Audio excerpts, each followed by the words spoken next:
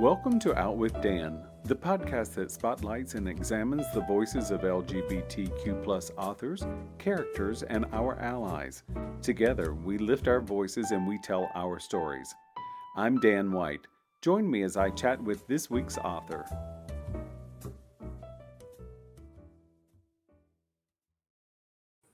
Hello and welcome back to Out with Dan. Today I'm excited to talk to Jobert Abueva about Boy Wander. Hi, Jobert. Hello, Dan. It's great to be with you today. Thank you. I'm excited. I loved this memoir. Thank you. You're welcome. So you were born in the Philippines, is that right? That is correct. Oh my goodness. Back in the 60s. Good time. Yeah. Born to lovely parents. My father was an assistant professor at the University of the Philippines. My mom was actually one of his students. Oh, all right now. So it started with an academic on-campus romance, and I'm the second of four children. I have an older sister than myself, then a sister and a brother.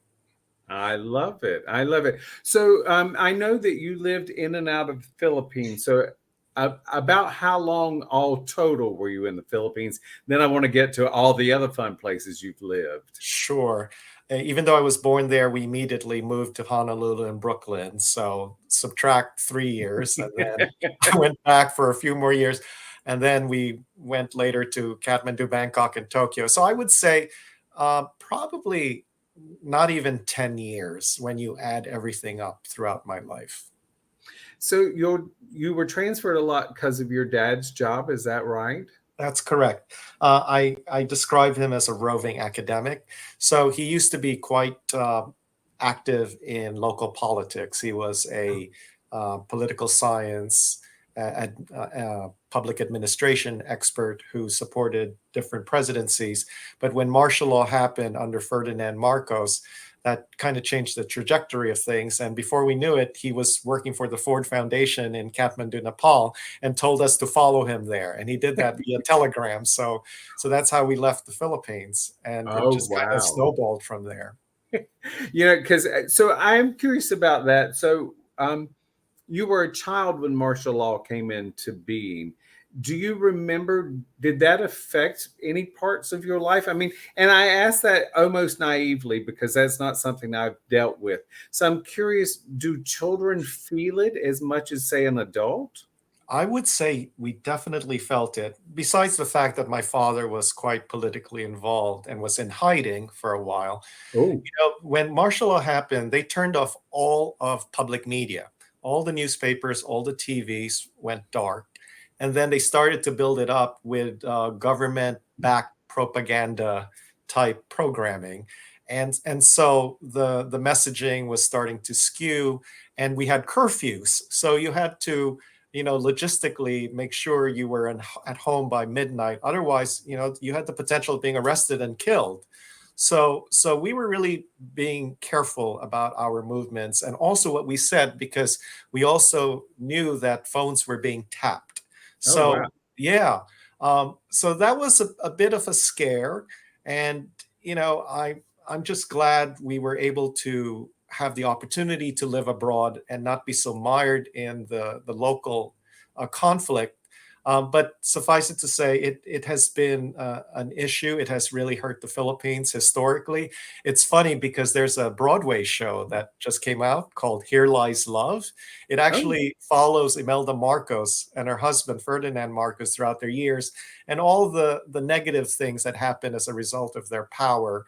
And then in the end, we had what was called people power, where, under Cory Aquino, we came back to something of more normalcy, if you will. But again, the Philippines is a wonderful place to be from. It's culturally rich. It definitely has had a direct influence on me. And in a way, its chaotic aspect of being under the Spaniards for 300 years and then under the Americans for 50 years and even under the Japanese for a while, you get a whole amalgam, a whole mix of cultural quirks and idiosyncrasies, which I carry along with me. I find it unique some people spend their entire life on a farm or in the city and they never move. You had an experience that was very different. So what was it like being in Kathmandu? Kathmandu was wonderful. I was in fourth grade, and we went to a British primary school that was headed up by three elderly single women. Um, we got a fantastic education, and then just imagine you're walking to school where you have sacred cows roaming the streets, and you're trying to avoid them. You're not supposed to touch or hurt them.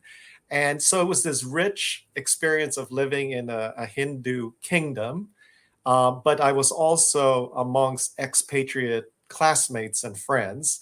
In fact, as you well know, I talk about my best play buddies, the girls from Denmark and the friend from Australia, and how we kind of formed our little group, our little play group, if you will. So I know you were there because your dad was a professor. Were the other kids there because their parents were with the Ford Foundation?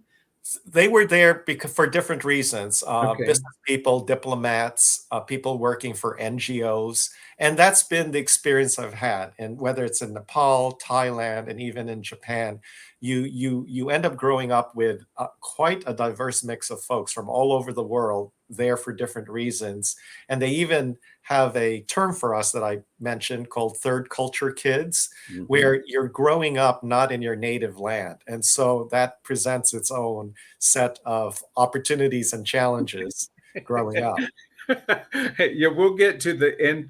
What is it? The entrepreneurial part soon, All right. or enterprising. That's the word I was I looking see. for. Okay. Fair enough. I I'll wait. loved it. That phrase just really caught me because I thought, wow, I think I was just the opposite. I gave mine away for free. I wasn't very enterprising. So you ended up going to school in Japan. That's right. All Yeah. right. Moved How did in you like eighth that? grade. Yes, eighth through 12th grade, and went to St. Mary's International School, which is an all boys Catholic international school run by the Brothers of Christian Instruction from Montreal, Quebec. So it was quite an experience I can under their imagine it was. tutelage.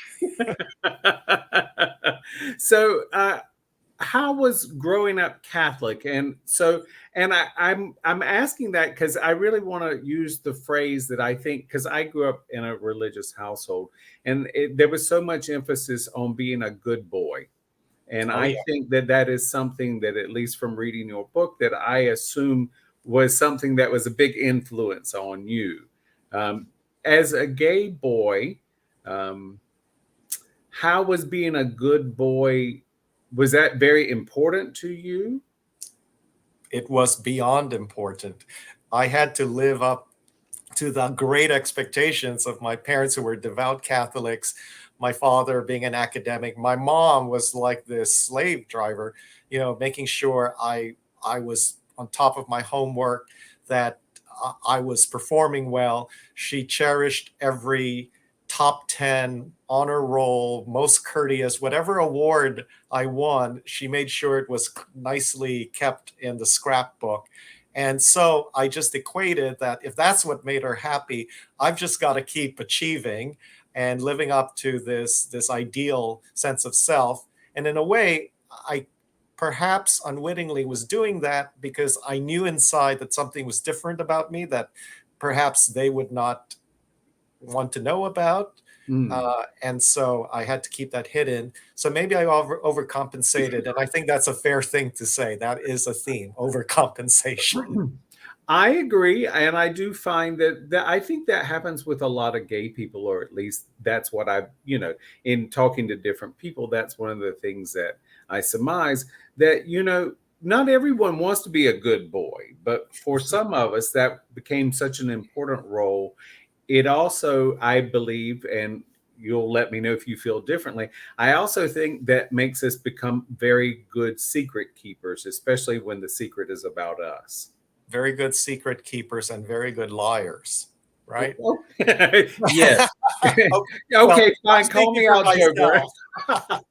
So, well, when I say that, if you're doing something covert that Yes. is not supposed to be happening, then you make up stories about where your whereabouts and who Yes. you were with, and so it was this constant game of trying to get my story straight so that my parents wouldn't know what I was actually doing after school.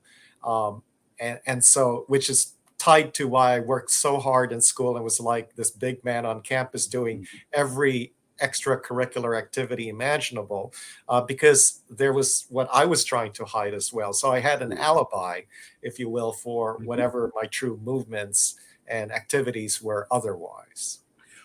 And sort of like Blanche Dubois says in Streetcar Named Desire, you became to rely on the kindness of strangers while you were in Tokyo.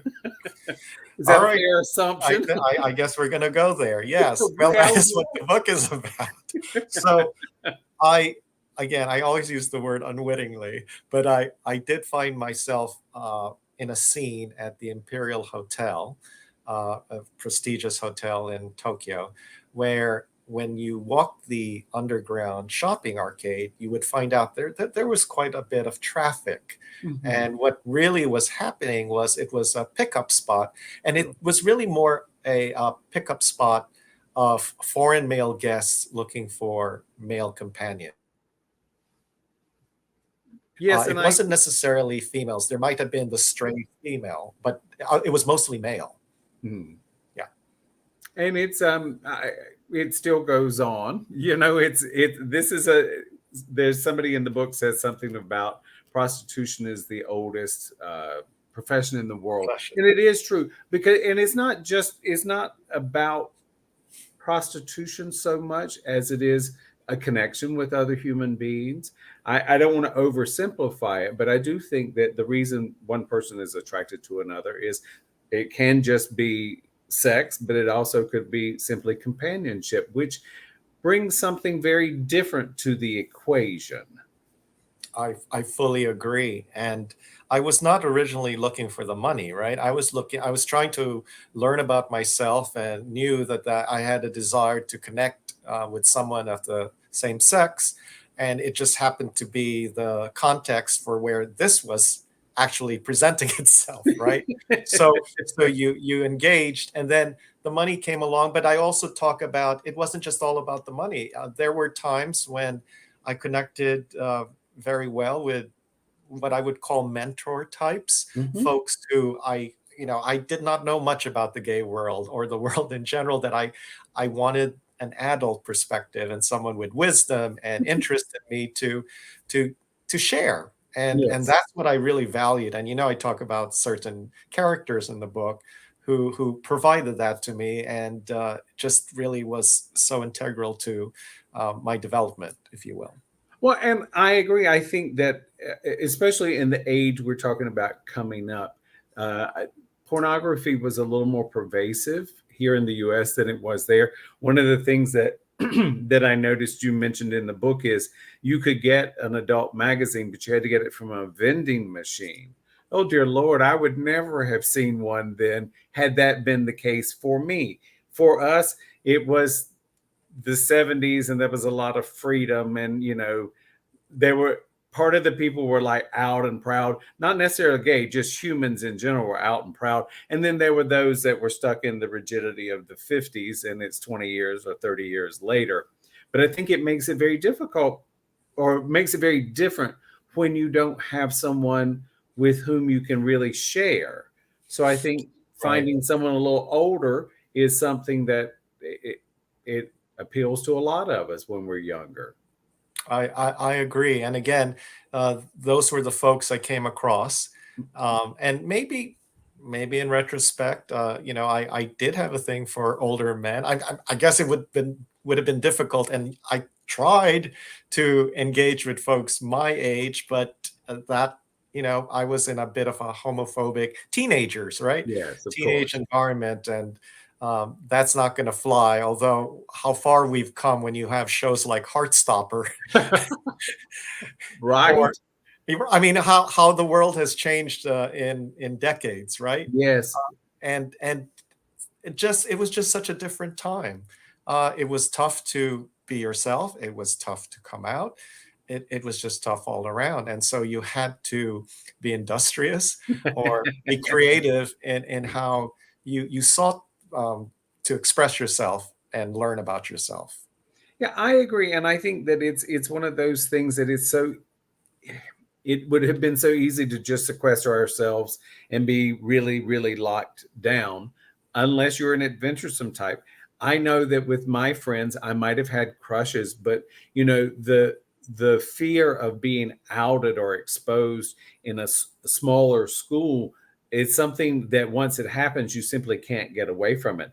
I mean, I was taunted and called an awful lot of things in high school, but being called and being known, that's very different. So Correct.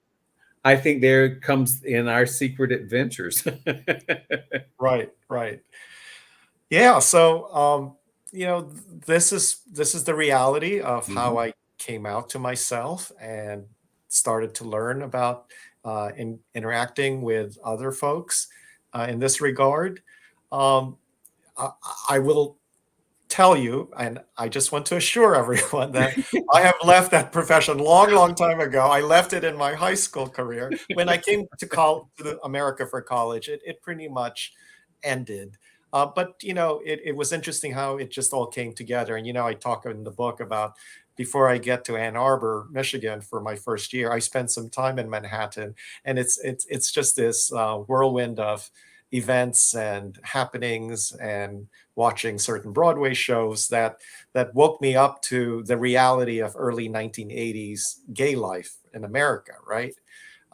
And some of the challenges and things I had to reconsider about being so openly out.